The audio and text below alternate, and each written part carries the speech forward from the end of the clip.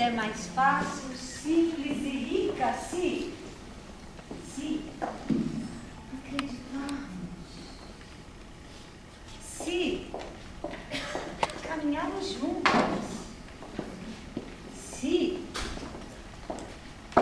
planejarmos, reconhecermos o que nos guia,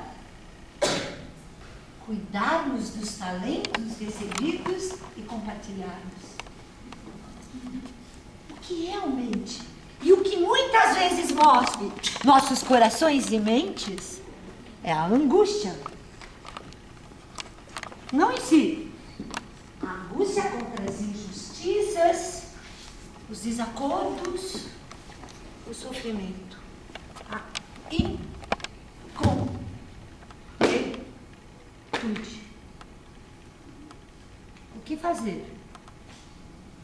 O que fazer?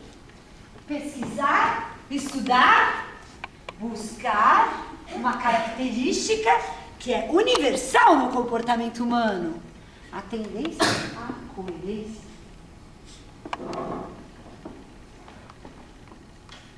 Construirmos a completude.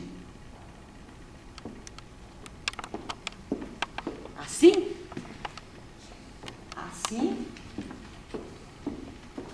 diante da realidade e dos desafios, nós buscamos modificar os acontecimentos a partir de respostas às questões que nos incomodam.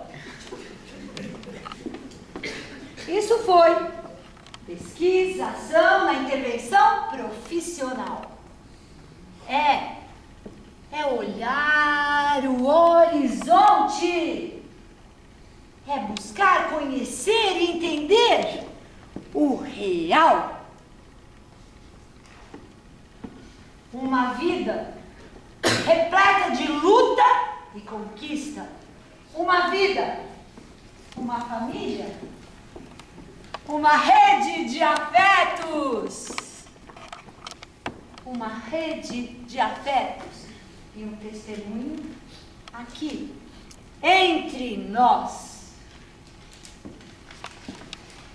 Quero aprender sua lição que me faz tão bem pra mim.